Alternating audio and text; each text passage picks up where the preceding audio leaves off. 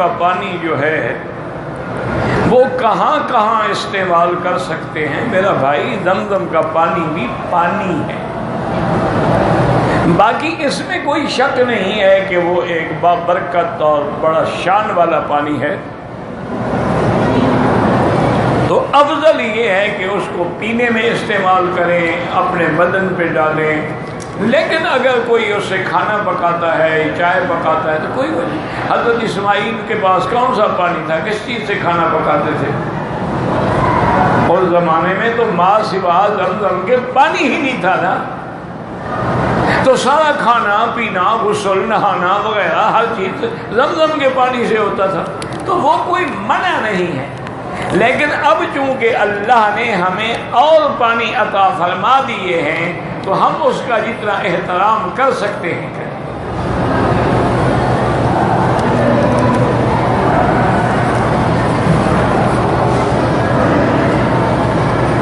کہتے جی یہ جو ٹائی لگاتے ہیں یہ تو بالکل عیسائیوں کی علامت ہے، صلیب کی، یہ تو نہیں لگانا چاہیے کسی بھی حال میں۔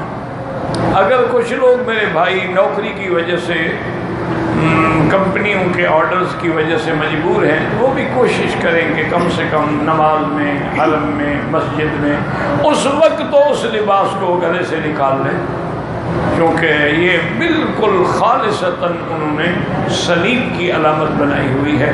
باقی پتلون وغیرہ جو ہے نا میرا بھائی، یہ نہیں کہ پہننا جائز ہے، کیونکہ اب ساری دنیا کے مسلمان بھی پتلون پہنتے ہیں، تو اب تشبہ بالکفار نہیں رہا۔ لیکن اس کو بھی آپ جو ہے کوشش کیا کریں کہ نماز میں، عبادت میں وہ لباس ہو جو اسلامی لباس ہے، کسی کے ساتھ مجبوری ہے، ڈیوٹی ہے، اس نے پہننی ہے، کوئی حرج نہیں، اور حلال بھی، جائز بھی ہے۔ ایک یہ ہے کہ نہیں، آج کل لوگ یعنی بطور فیشن سے عورتیں جین کی پینٹ پہنتی ہیں، تو یہ تو لعنت ہے، متشبہات میں آ گئے۔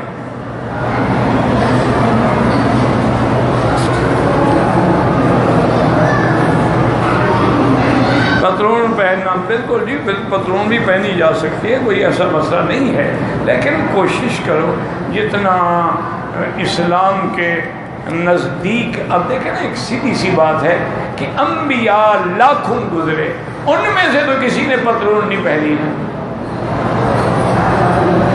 صحابہ لاکھوں گزرے، ان میں کسی نے پتلون نہیں پہنی اور ٹائی نہیں لگائی، تابعین لاکھوں گزرے، محدثین لاکھوں گزرے، اولیاء اللہ لاکھوں گزرے، کسی ولی اللہ کا سنا ہے تو انہیں کو پینٹ پہنتے تھے اور ٹائی لگاتے تھے؟ تو آخر تمہیں کیا ہو گیا ہے کہ تم اسلام والوں کی شکل اختیار نہیں کرتے ہو؟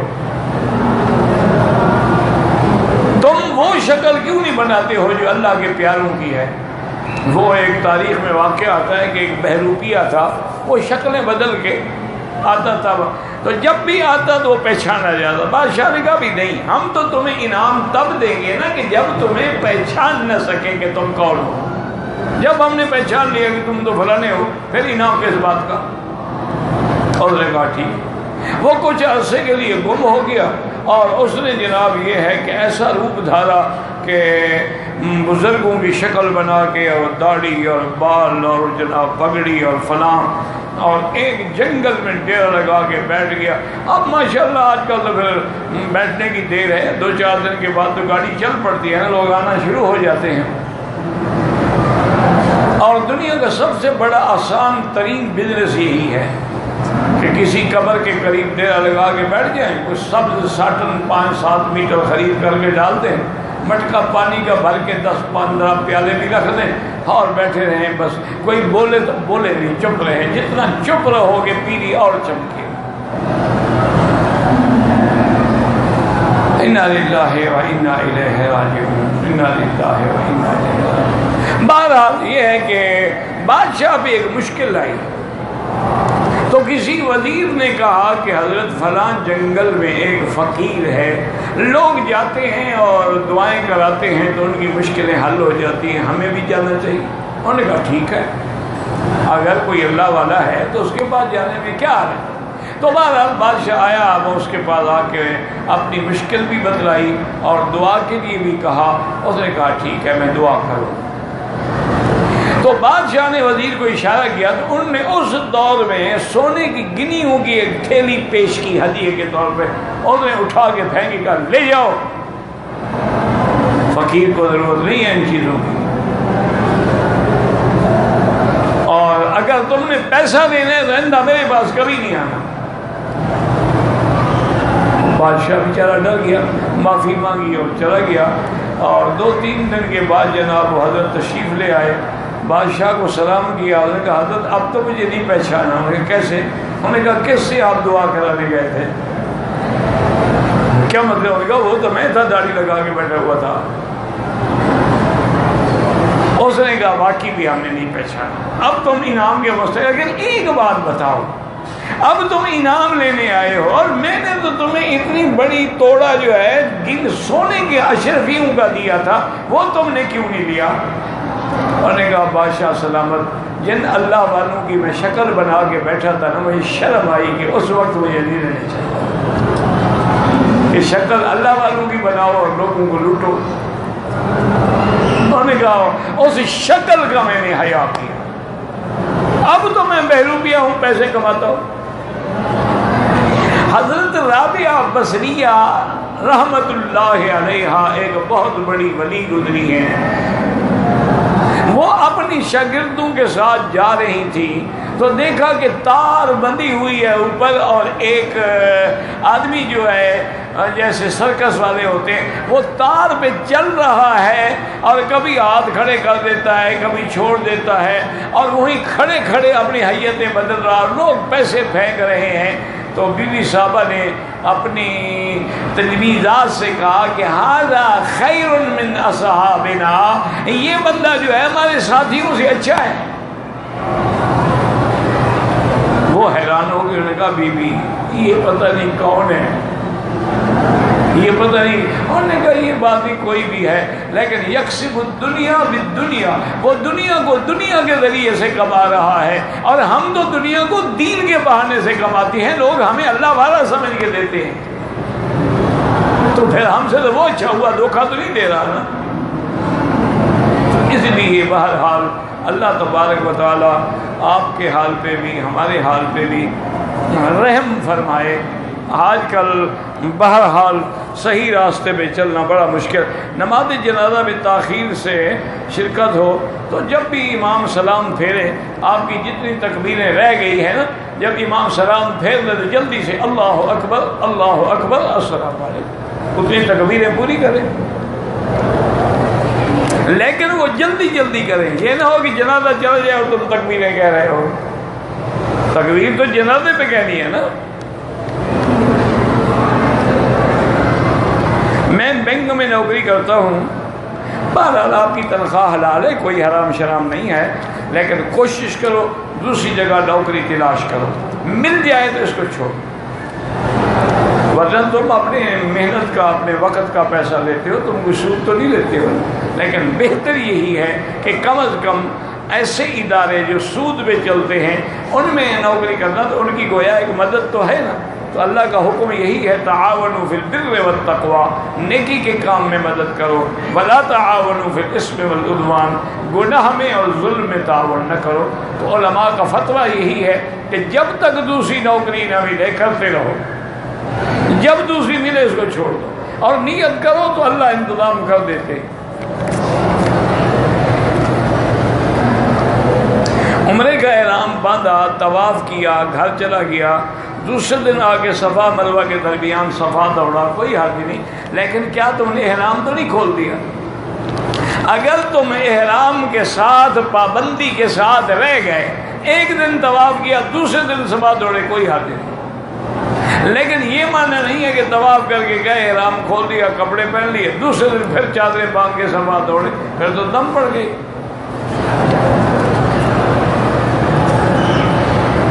مفرد حج والے جو ہیں وہ 8 تاریخ کو احرام باندھیں گے مکے سے اور سیدھے جائیں گے مینا۔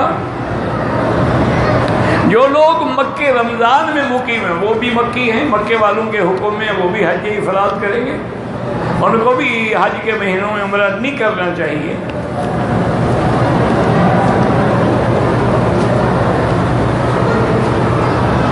اگر حالت احرام میں خوشبودار صابن استعمال کیا، کیا سارے بدن پہ کیا، عضو کامل پہ کیا یا صرف ہاتھ پہ؟ اگر پورے بدن پہ کیا پھر دم دینی پڑے گی، اور اتفاق سے ہاتھوں کو دھو بیٹھے تو 2 4 5 ریال صدقہ کر دو۔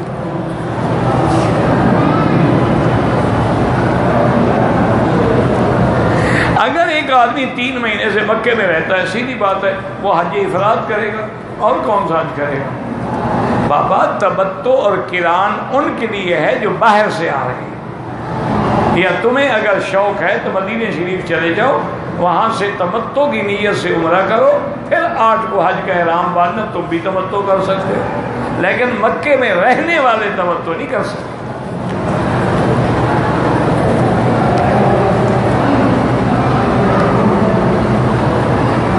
ایک آدمی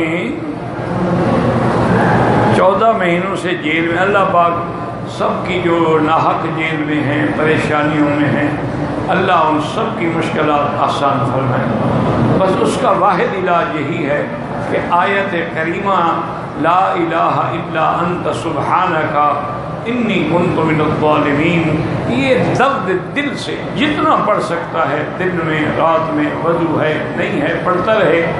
اس آیت مبارک کی یہ شان ہے کہ یہ مچھلی کے پیٹ سے بھی نکال لیتی ہے، یہ یہاں کے کمرے کی جیل کیا چیز ہے۔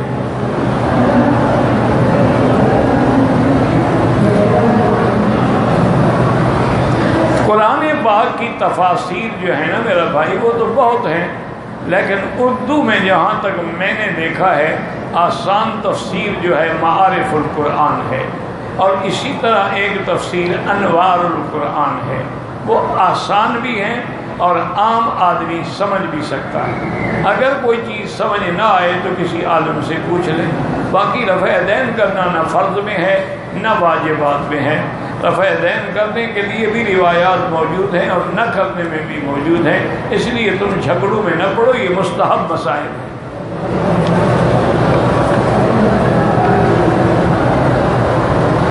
حج کی نیت سے آئے ہوئے جو عمرہ ادا کیا جاتا ہے، اس کے بعد مسجد عائشہ سے عمرہ کر سکتے ہو، لیکن افضل یہی ہے کہ امام ابو حنیفہ فرماتے ہیں کہ جو عمرہ تم نے کیا ہے اب حج تک اور کوئی عمرہ نہ کرو، تاکہ ایک عمرہ اور ایک حج تمتع ہوگا۔ لیکن صاحبین کا فتویٰ یہی ہے کہ پھر حاجی کو کب موقع ملے گا، وہ تو حج کے فوراً بعد فلائٹ ہوگی، اس لیے اگر عمرے کرنا چاہتا ہے تو کر سکتا۔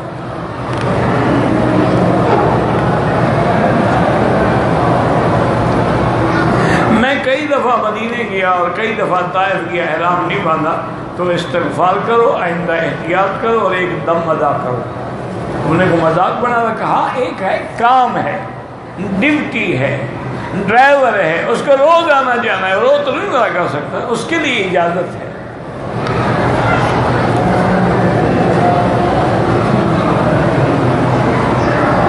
کہتے جی کہ حضرت بخاری شریف میں ہے داڑھی کو اپنی حالت پہ چھوڑ دو، بالکل ٹھیک ہے، لیکن ائمہ اربعہ کا اتفاق ہے کہ ایک مشت ہو۔ ان کی دلیل یہ ہے کہ حضور کی داڑھی مبارک سینے تک تھی، اگر یکدم چھوڑ دیتے پھر تو نیچے آتی نا۔ ائمہ اربعہ ایسے نہیں، وہ حضور کے عمل کو دیکھ کے بات کہتے ہیں۔ جیسے خود حضور نے فرمایا کہ معراج والی رات میں نے دیکھا ہارون علیہ السلام کی داڑھی جو ہے وہ ناف تک تھی۔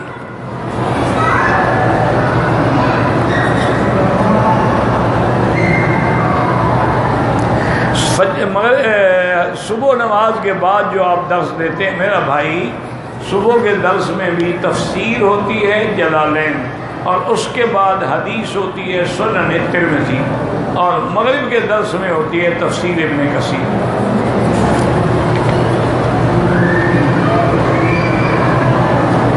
کہتے جی کہ ہر کوئی کم عمر لڑکی سے شادی کرنے کا خواہش مند ہوتا ہے، تو تم کسی بوڑھی سے کر لو، تمہیں کسی نے روکا؟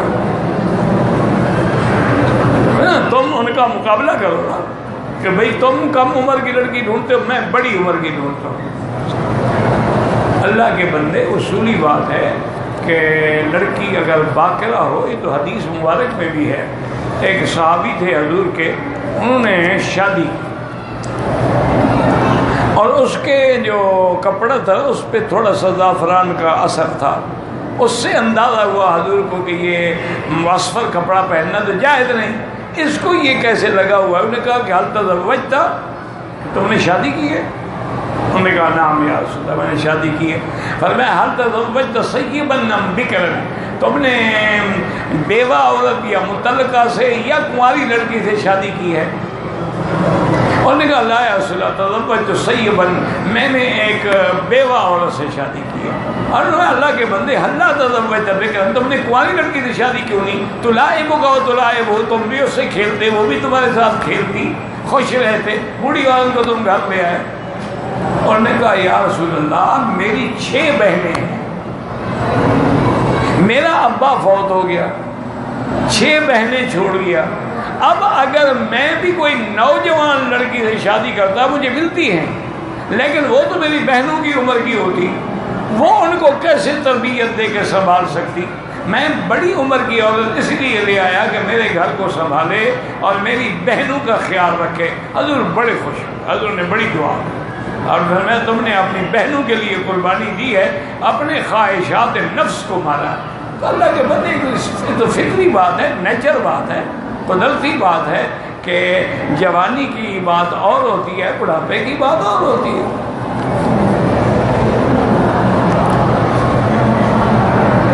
حجر اسود کو بوسہ دینے کے دے سکے تو پھر کیا کرے؟ کچھ نہ کرے، اشارہ کرے بس۔ اگر بوسہ نہ دے سکے، ہاتھ لگا کے بوسہ، وہ بھی نہ ہو، دور سے اشارہ کر دے، وہ کافی ہو بوسے کے قائم مقام۔ لیکن اصل میں ہماری قوم بوسے کی ماری ہوئی ہے، ساری زندگی قبروں پہ بوسہ دیتے رہے اور خدا کے گھر کو بھی بوسہ نہ دے سکے تو ان کا تو حج خراب ہو گیا نا۔ انا للہ و انا الیہ راجعون۔ اور کیا کہہ سکتے بھائی، جب حضور نے فرما دیا ہے کہ بوسہ دو، حضور نے لکڑی لگا کے بھی چوم لیا، ہاتھ لگا کے بھی نہیں ہے، اشارہ کرو بس، بوسے کے قائم مقام ہے نہ صحیح بوسہ۔ کیا ضرورت ہے کہ ہم بوسہ دینا سنت ہے اور غیر محرم عورت کو ہاتھ لگانا حرام ہے، حرام کا ارتکاب کر کے ہم بوسہ دیں، کیا فائدہ ایسے بوسے دینے کا؟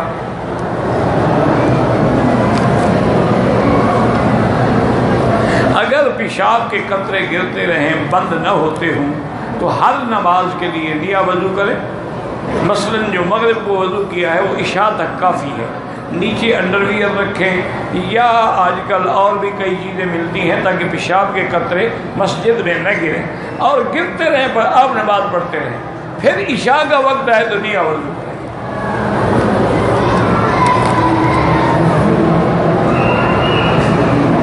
سورۃ بقرہ کی آیت نمبر 232، مجھے نہیں پتہ نہ 232 کا نہ 233 کا، نہ حضور کے زمانے میں یہ نمبر ہوتے تھے نہ آیت نمبر لکھے جائے، مجھے نہیں پتہ کون سی آیت ہے 232۔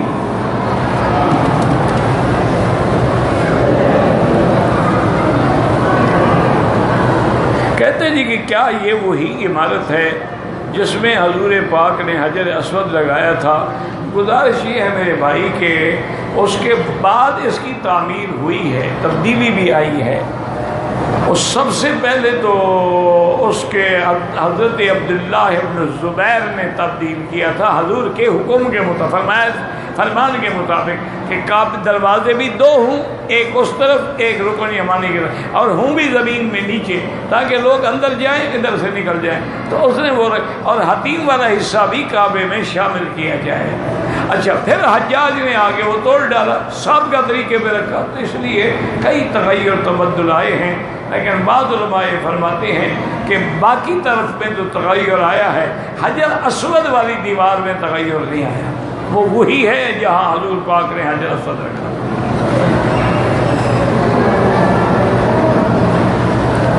سائی انفرادی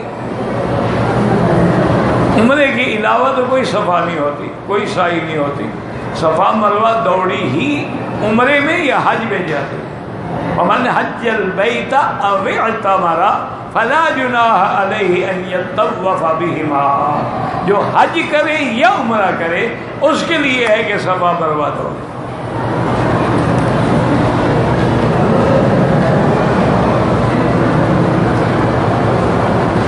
کہتے تھے کہ بعض لوگ حج کے دنوں میں رات کو مینا میں ٹھہر جاتے ہیں اور دن کو بلڈنگوں میں آ جاتے ہیں۔ کوئی حج نہیں ہے میرا بھائی، کوئی منع نہیں ہے، لیکن یہ ساری چیزیں سنت کے خلاف ہیں۔ حضور پاک تو تشریف نہیں لے آئے کسی بلڈنگ میں، انہوں نے تو مینا میں ہی گزارا ہے۔ 8 کو تشریف لے گئے مینا میں، 9 کی رات مینا میں، پھر حضور 10 کو تشریف لائے مینا میں، 11 کو مینا میں، 12 کو مینا میں۔ تو سنت کا حج تو وہ ہے۔ باقی آج کل تو حضرت فیشن ہے کہ بھائی اپنا مینا میں ڈھونڈتے ہیں کہ وہ خیمہ ملے جو شیطان کے قریب ہو تاکہ زیادہ سفر نہ کرنا پڑے، اور ادھر جو ہے وہ بلڈنگ بھی وہاں جمرات کے قریب ہو۔ کنڈی ماری گھر آ کے کنڈیشن چلا کے سو گئے۔ یہ حج تو نہ ہوا، پکنک پہ آئے ہوئے ہیں نا آپ تو پھر ماشاءاللہ سیر تفریح کے لیے آئے ہیں، ٹھیک ہے، حاجی تو ہے نا جی، الفاظ کیا حاجی ہو گیا، باقی قبول ہوا نہیں ہوا وہ تو اللہ کو پتہ ہے۔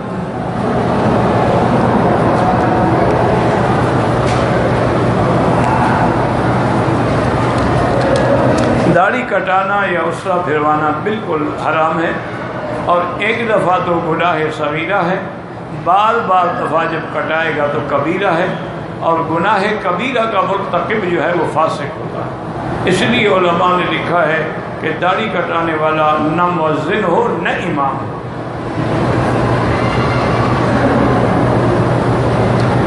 اگر نہیں تو کاٹنا جائز ہے، بالکل اس کو گول کرانا جائز ہے، یا خود من اطراف لحیت ہی، عجیب آدمی ہو تو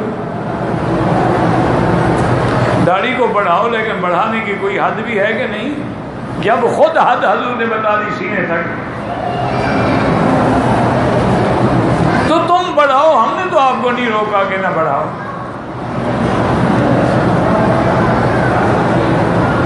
ہم مکے میں رہتے ہیں، ہمارے مکان کے پاس مسجد ہے، 2 امام ہیں، دونوں کی داڑھی نہیں ہے، ان کے پیچھے کوشش کرو نماز نہ پڑھو، کسی ایسی مسجد میں پڑھو جس کی داڑھی ہو۔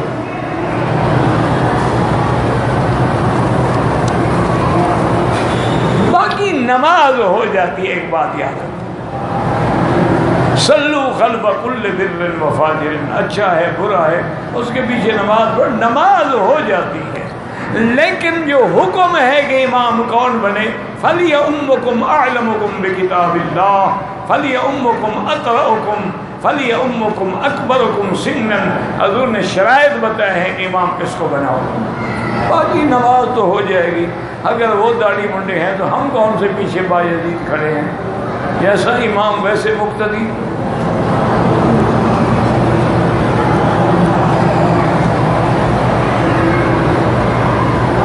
ہماری بچی بیمار ہے، اللہ سب کو شفا عطا فرمائے۔ اشفنا واشف مرضانا ومرضى من اوصانا واستوصانا ومرضى المسلمین۔ اللہ اکبر۔ ایک آدمی 3 سال داڑھی نیت کر کے رکھتا ہے، 3 سال بعد داڑھی ایک مولوی کے کہنے پہ مڈا دیتا ہے، ماشاءاللہ انشاءاللہ دونوں قیامت میں اکٹھے بھگتیں گے۔ اچھا ہے ایک ساتھی مل گیا نا۔ آج کل نئے نئے مولوی پیدا ہوئے ہیں، لوگ دین پہ لاتے ہیں، یہ دین سے بھگاتے ہیں۔ کوئی 4 رکعت سنت پڑھنا، 4 رکعت کا ہے، 2 رکعت ہے، 4 رکعت تو ہے ہی نہیں، پہلے 2 چھوٹیں گی پھر انشاءاللہ وہ بھی چلی جائے۔ اللہ ہدایت دے۔ ہم تو دعا کرتے ہیں، ان کے لیے بھی دعا کرتے ہیں۔ کہتے ہیں جی کہ شیعہ یزید کو برا کہتا ہے، سنی بھی یزید کو برا کہتا ہے، تو کوئی برا کام کرے گا تو سب برا کہیں گے۔ اس میں شیعہ سنی کا تو کوئی تعلق نہیں، اس میں تو شیعہ سنی کا کوئی تعلق ہے۔ کوئی آدمی اگر برا کام کرتا ہے تو اس کو برا ہی کہا جائے۔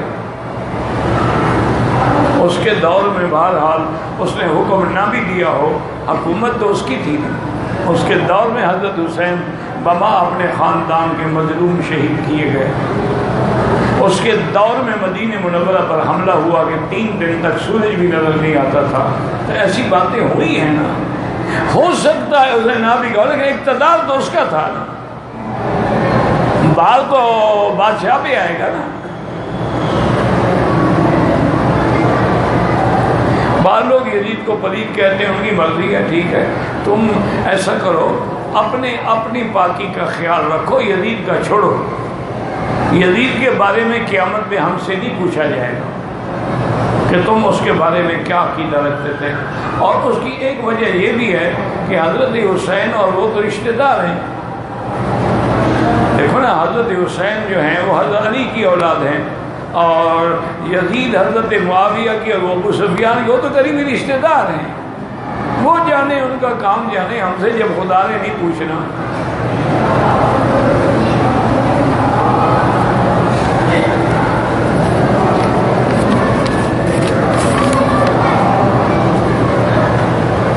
مرد 10 دن سے مکے میں ہے، دوبارہ عمرہ کرنا چاہے بالکل مسجد عائشہ سے جا کے عمرہ کر سکتا ہے، کوئی منع نہیں.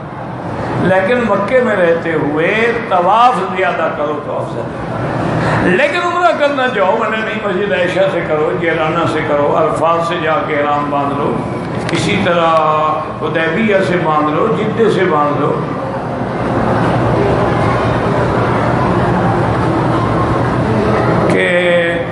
کہتے ہیں کہ یا بعد میں، بہرحال مقصد یہ ہے کہ عمرہ کرنا منع نہیں. ایک موٹی بات یاد رکھو.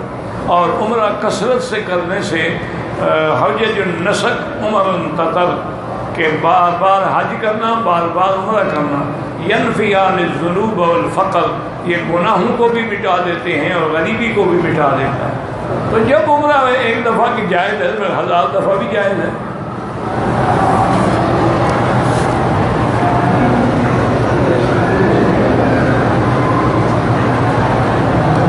کیا کھانا، کیا چانمے کا برتن کھانا، مجھے تو نہیں پتا کیا لکھا ہے آپ نے، کیا کھانا.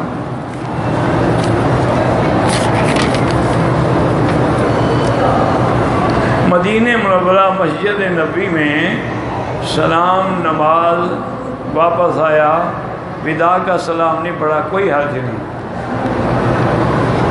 نماز جمعہ فرض کے علاوہ 4 سنتیں پہلے ہیں اور 4 سنتیں بعد میں ہیں.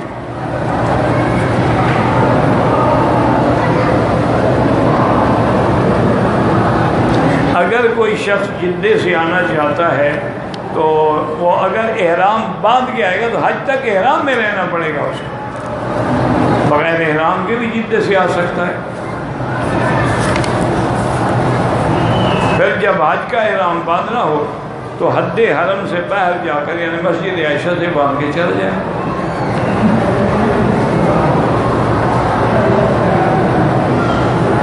میں پاکستان سے بغیر احرام کے آیا طائف سے، پھر میں نے احرام باندھا، عمرہ کیا، تمتع کی نیت سے، بالکل ٹھیک کیا. تو ظاہر میقات ہے، آپ نے میقات سے احرام باندھ کے عمرہ کر لیا ہے، آپ کا حج تمتع ہے، بالکل ٹھیک ہے. اجتماعی طور پہ افضل یہی ہے کہ ہر آدمی لبیک اللہم لبیک پڑھے. لیکن جب 10 آدمی اکٹھے بیٹھے ہوں گے تو اجتماعی تو ہو جائے گا، اس میں کیا ہے.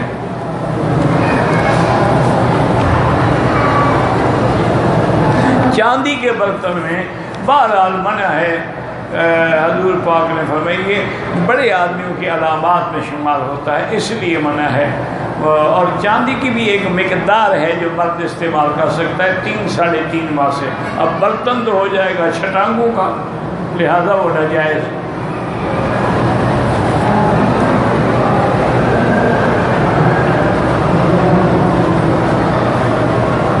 میں مدینہ منورہ گیا، وہاں سے احرام نہیں باندھا، مسجد عائشہ سے احرام باندھ کے عمرہ کے دم پڑ گئی.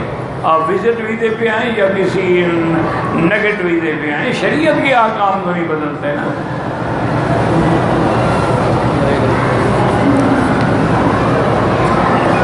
پہلی دفعہ حج کرنے آیا ہوں،